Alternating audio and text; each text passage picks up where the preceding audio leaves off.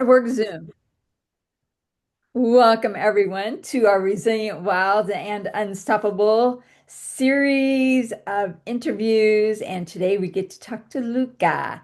And I just love her energy.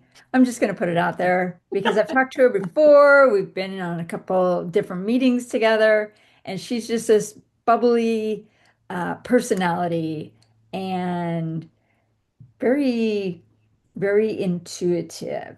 So let's see what she has to offer. So I'm curious, Luca, what really, you have that name there, Oracle of the In-Between. Tell us more about what that Oracle of the In-Between is for you. First of all, thanks for having me on here because I know we're going to have some fun. We are becoming virtual friends because we Yeah, haven't actually seen one another in the flesh yet.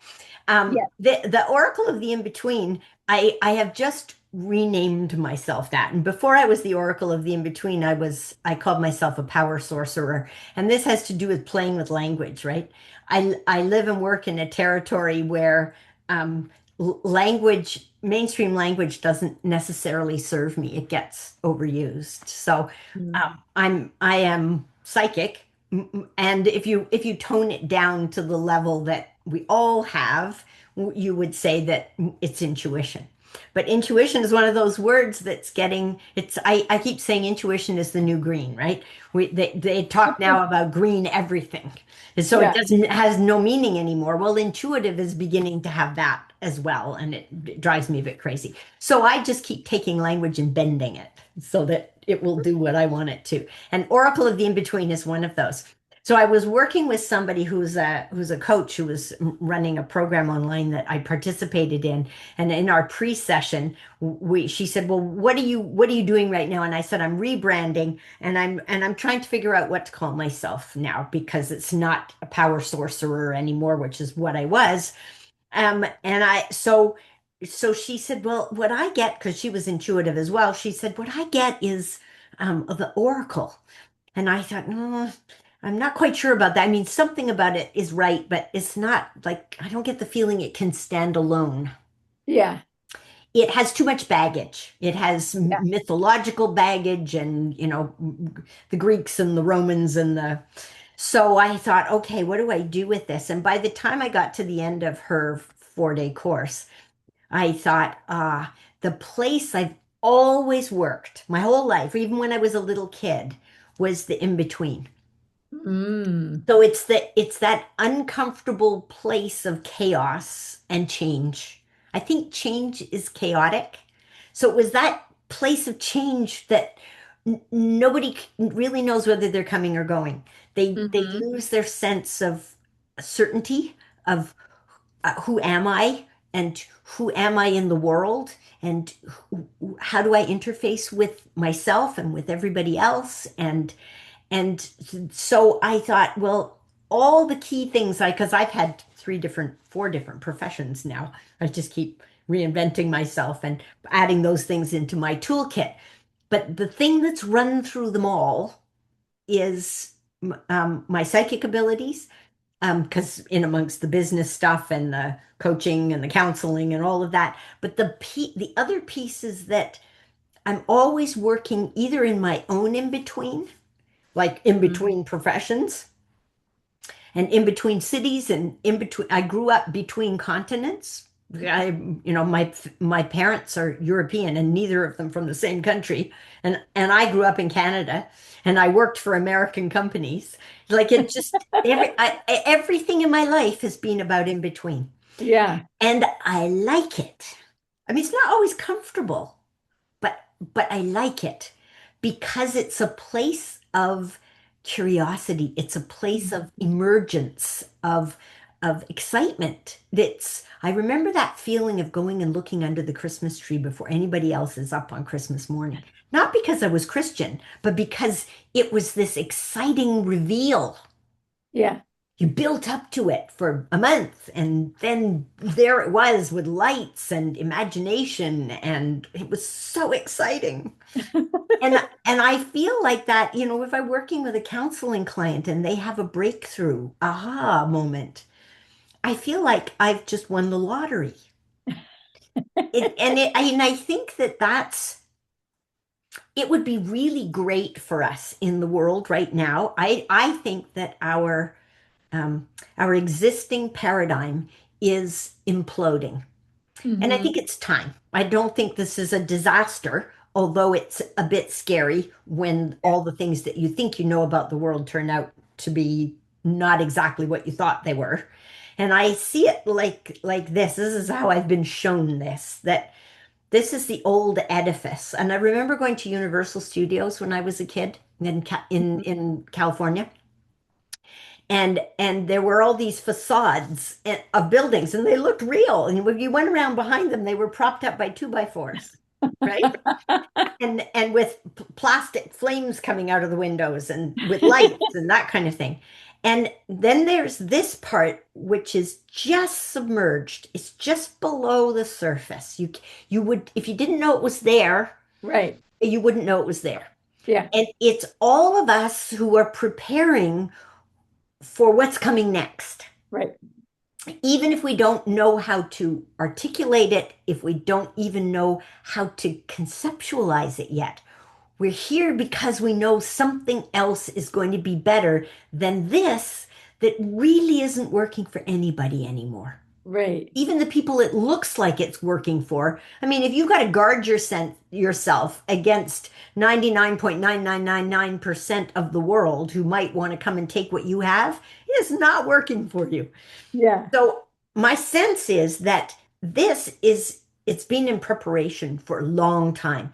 And it's going to, as this starts to come down, this is going to start to come up, and they're going to do this. And the sense I have is that this is not anything to be afraid of. This is this shift is going to be peaceful Mm. because we're moving from a masculine dominated paradigm to not a feminine dominated one, but an integrated one. The masculine Wow. and the feminine, the yin and the yang, they're going to have to dance together. That's going to be the fun part, right? Is to have it all dance together. But to dance together, it has to be peaceful because otherwise we'll destroy the dance floor and we'll destroy one another. There won't be Right. anybody even to dance, right? Right. So I don't think the pendulum it's because a pendulum it's a dualistic way of looking at the world, which is Uh-huh. masculine, right? It's a Right. continuum and you swing from this end all the way up to this end. Well, I don't think we're going to do that. I think we're going to come in here in the middle and dance these together so that and they may have to pull apart and come together and pull apart, but it's a dance. Yeah. So so when I talk about the oracle of the in-between part is this, and it's this. Uh-huh. It's the and the other piece that comes up for me is the blind spot. Ooh. Because to me, that's the part of ourselves that Hmm. is emerging. It's the Yeah. part that we're not familiar with yet, or we're a little bit scared of, or it's it's sitting, it's the present under the tree we haven't unwrapped yet. Yeah. And we're typically afraid of it because it's the Hmm. unknown. And we've been taught to be afraid of the unknown. But I think Hmm. that the unknown is exciting. So to me, the people's blind spots, and I had a colleague once who said to me, Luca, blind spots by their very nature are blind, right? So, and it's an interesting challenge for me in terms of the work that I do because I work with people in their blind spots, and it's very Yeah. hard to hire someone to work with you in your blind spot because you don't Right. know you have it. Yeah. So I think I need to have a retro pay system so that once people have figured out what's in their blind spot, then they can say, oh, that's really valuable to me. And you helped me to uncover that. So I'll come and pay you now. You can't pay somebody for someone when you don't know that you're working with them, right? And Yeah. I can't not do the work with them because it's there. It's speaking to us. It's saying, come, come. It's going to be fun. And it is. So that's my current description of the in between, and it's not out there. it's happening in here too. Like Yeah. my mother is sort of between life and death right now. She's making up her mind how she's going to go, and that's putting our relationship is in an in-between place right now because Mhm. she isn't who she used to be. And yet she's not done yet because she's not leaving. I mean, the doctors said she was going to die in August and declared her palliative, and now she's getting in a wheelchair and wheeling herself around and going to the dentist. So, but I'm having to renegotiate my daughter-mother relationship that has, I mean, I'm almost 67 years old now. This is a long time this has been going on, right? And now all of a sudden, what used to work isn't working anymore. Mm. And it's like this. And so I have to figure out what have I been doing here underneath that's going to rise and give us the opportunity to move to a different place. And do I have faith in there that that can happen? Yeah. Because I think a part of working with the in-between is having faith wherever it comes from, Right. like an illogical belief or a religious faith or whatever it is, faith that something that's uncomfortable can become something else, Yeah. Yeah. is almost there to become something else. Right. It's an opportunity for growth and learning and transition and um, flowering, blossoming, Blossoming. you Yeah. know? And I think that's one of the reasons I've been so curious about these conversations that you're having with people because I don't think time and space are what we think they are. So I think that 10 minutes, 15 minutes, 20 minutes, a lot can happen in that small snippet of time that Right. that continues to flower. Yes. Yes. And it's really looking at it as this is the beginning, and it might be Mhm. 6 months from now, Yeah, it will all shift, and you'll yeah, say, "Oh, I need to spend more time having another yeah, conversation." And that's perfectly okay. yeah, The door is yeah, always yeah, open. yeah. And I'm curious with this in between and this new new vision of this dance, how does all of that relate to where we started in our conversation prior to hitting record in the edginess and really being on that edge? Well, I think that in between territory is Okay. also what I call edge territory. Okay. It's that place between who I used to be and who I'm becoming. It's the what am I letting go of in order to be able to free up my grasp so that I can hold on to something new. Okay. Um, it's that how do I re revision myself, reinvigorate. It's the rere's. Rubies. The rubies. And I love that idea. And I was saying to you, I used to have it on my website, this old map, old-fashioned map with the burnt edges and the dragon in one corner, and it says beyond this point there be dragons, because that's where we hadn't mapped yet. And I love that interface between what we know and what we Mhm. don't yet know or don't yet know that we know. It's Yeah. that, and I call it a friction point. And I think Hmm. conflict is this too. When we use it in a constructive way, that wherever we feel conflict in our lives, there's friction. And Hmm. that friction is like the grain of sand in the oyster shell.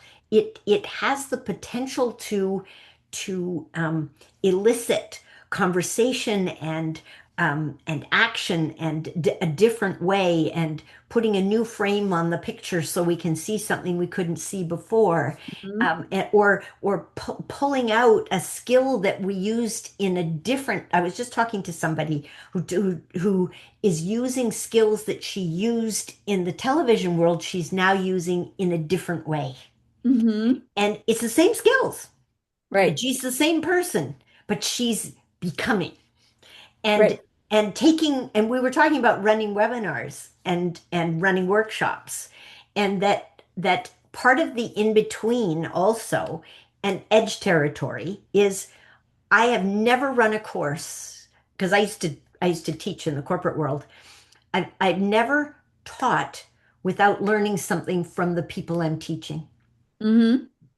Like I even hesitate to call them students because what they are is elicitors of what I have to share, and then they share something back.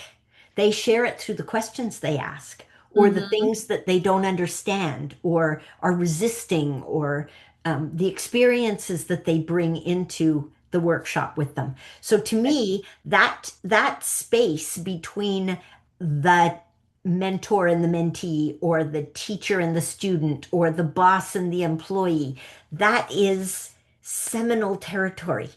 It's Hmm. the it's that delicious place of becoming. Yes. And and that's edgy. And I like that edginess. There's a psychologist who just died last summer. His name is Arnie Mindell. He was a Jungian psychologist. And he formed a branch of Jungian psychology called process work. And he used to talk about edge territory. And the Hmm. edge territory was where you're getting to the edge of who you know yourself to be, and you go into a cloud. It's like climbing a mountain, and you go up into the clouds, and you know you're in the cloud of edge territory when you're in that place where you feel deaf, dumb, blind, and stupid. It's Oh, foggy. wow. You can't. Yeah, and you lose your train of thought, and you can't say what you thought you wanted to say, and it's let you freeze, right? It's Right. edge territory.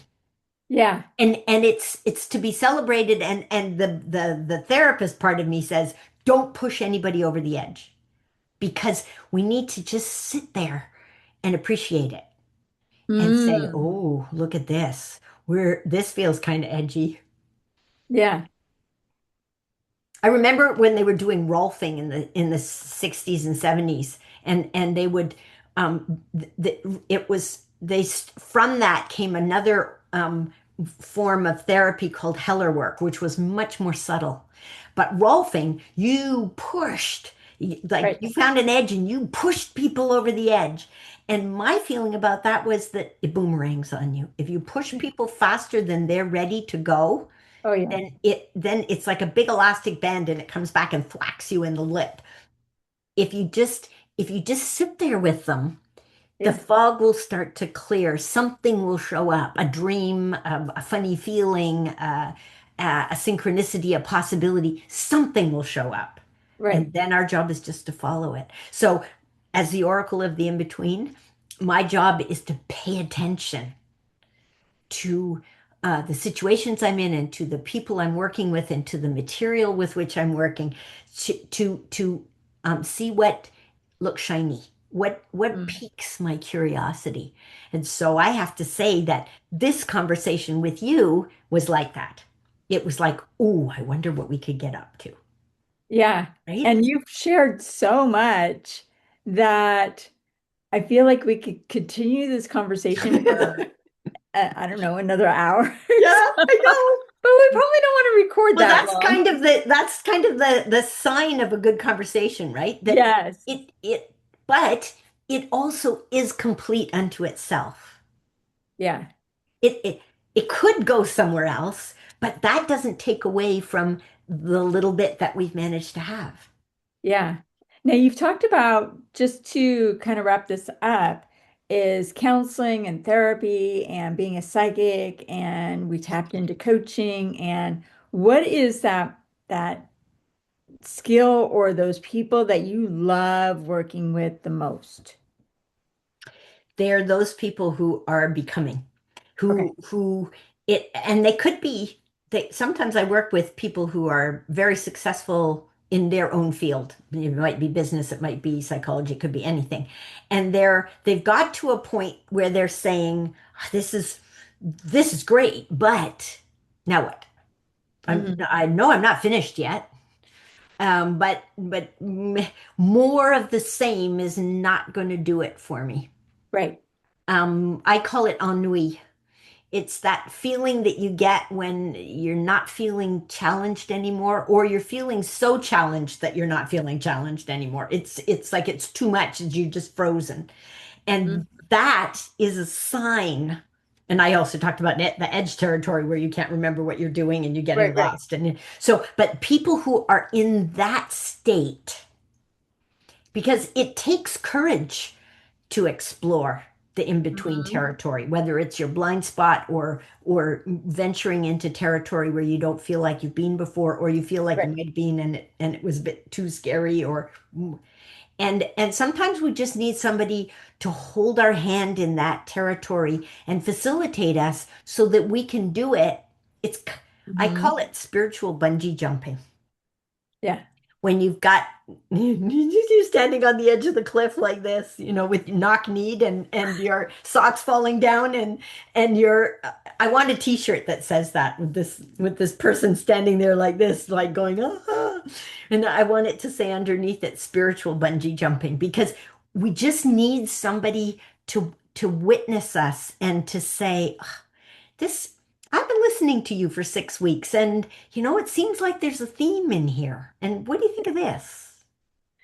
It's Yeah. not anything you don't know because you've been sharing it, right? Right. It's just somebody who says, I'm really curious about that. What do you think that is? Hmm.